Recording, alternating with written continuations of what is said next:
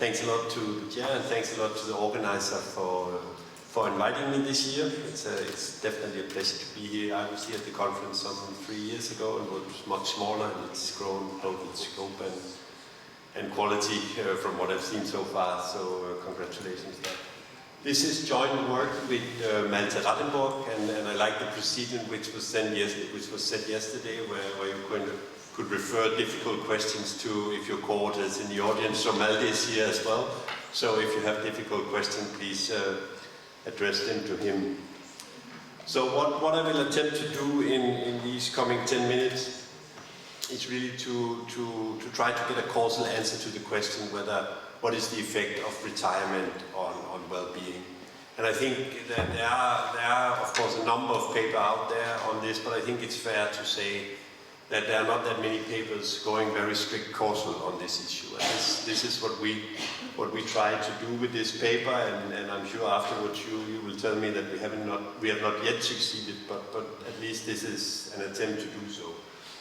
And we try to do so by a quasi-natural experiment from a pension reform in Germany, which we then utilize to get a causal effect. And what we look at is life satisfaction measured on this scale from 0 to 10.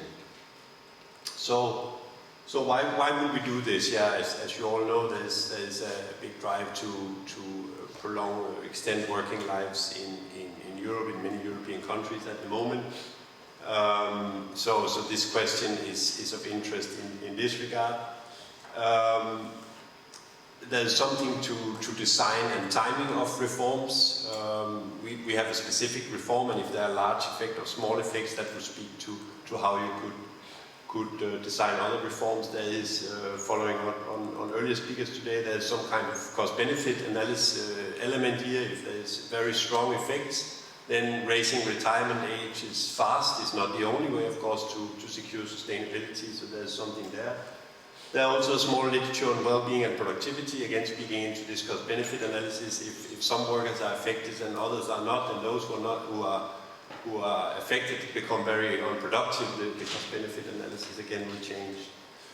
And of course, as for this conference, well-being and life satisfaction are key, is a key outcome. So of course, estimating the causal effect of retirement on well-being is really difficult because there's all kind of endogeneities going on. The other thing that we have found is that life satisfaction, you need survey questionnaires, so you cannot rely entirely on administrative data, or at least very rarely. So sample size really is a problem, and I emphasize this here, as you will see when I get to the results. The way we try to get at it is to exploit this rather severe German reform to women's early retirement, which overnight changed the retirement age for some women with 3 years early retirement rates from 60 to 63. It happened the way that the new rules applied to women born after the 1st of January 1952. So we tried to exploit this difference between those born in 1951 close to 1952 and those born in 1952 close to 1951. So we use this discontinuity. When was the reform? The reform was adopted in 1999 and took effect in 2011. So when those who, or actually 2012, when those born in 1952 turned 60, that's the reform took effect. They could no longer retire, whereas those who were born late in 1951 could retire late in 2011. So that's the kind of So from 99 on, the rules were known that were going. They were known, yeah. That's an issue, yeah. Yeah, I've kind of hidden it away at the bottom of my slide there. Yeah. So we cannot identify exactly which individuals were affected, because there's also something with contributions period which we are not able to identify in the questionnaire data on, as well as there is the issue that people do not have to retire when they become eligible for early retirement, of course. So we adopt this this fuzzy regression discontinuity design.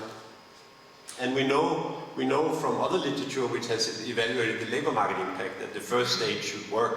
So this effect did indeed induce people to work longer.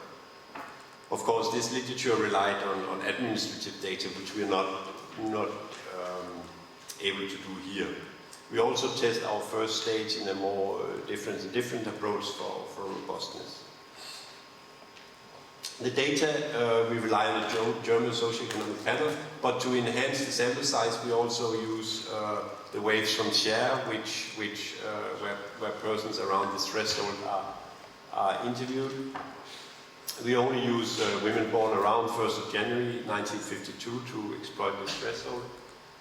And we could have looked, and I think we did at one time, on the reform in 1999 and have an intention to treat kind of effect, but the action, the number of people or the share of people, who are postponing in retirement due to the reform is rather small. It's around 25%.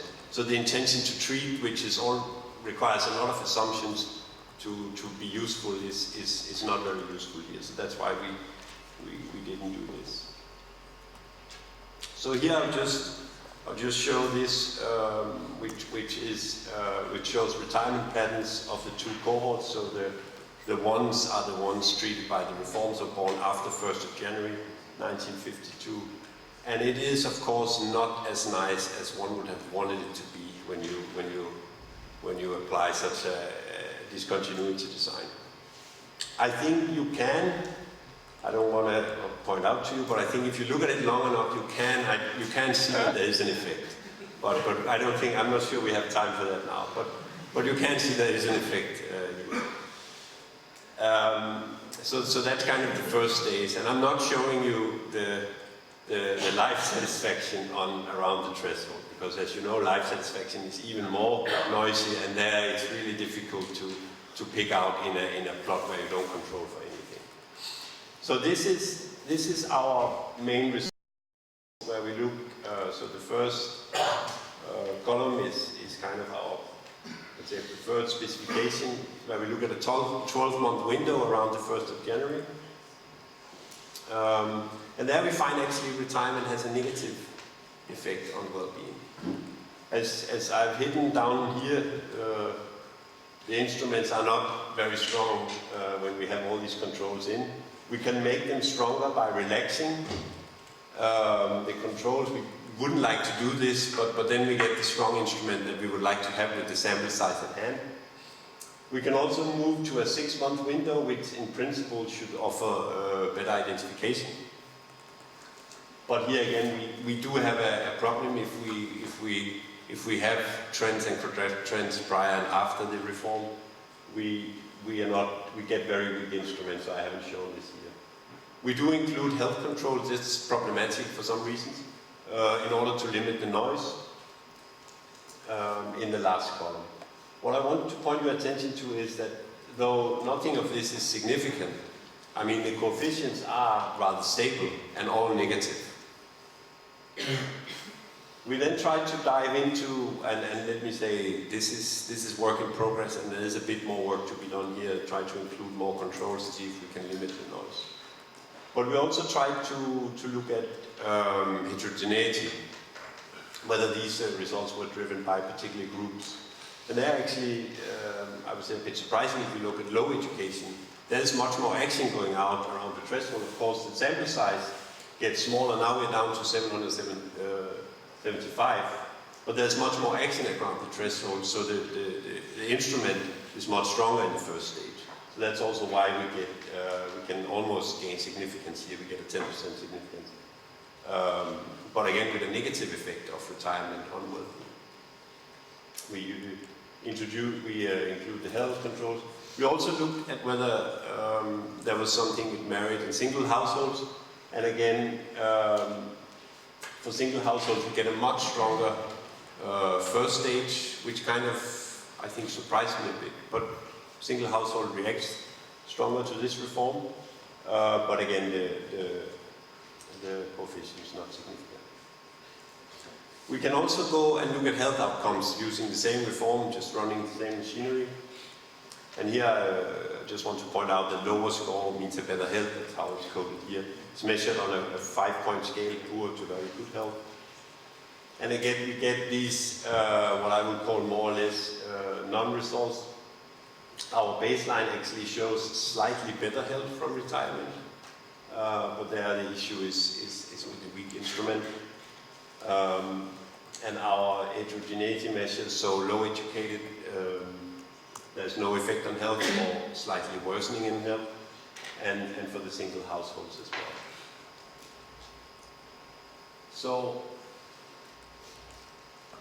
I mean, it would be a bit hard to claim that the evidence is really strong for these things, since we cannot really get the standard errors. I don't mind so much not to have significance in the second stage, but I do have to admit that the standard errors around the coefficients are rather large. But the preliminary results we conclude upon is that we don't really find, I mean, there's no evidence of a negative effect on life satisfaction or retirement stemming from this reform. If we look at individuals with low education attainment, we can't find anything either on the health measures. There's not much effect. As I said, there is still a bit of work to be done here. Thank you very much. Thank you very much.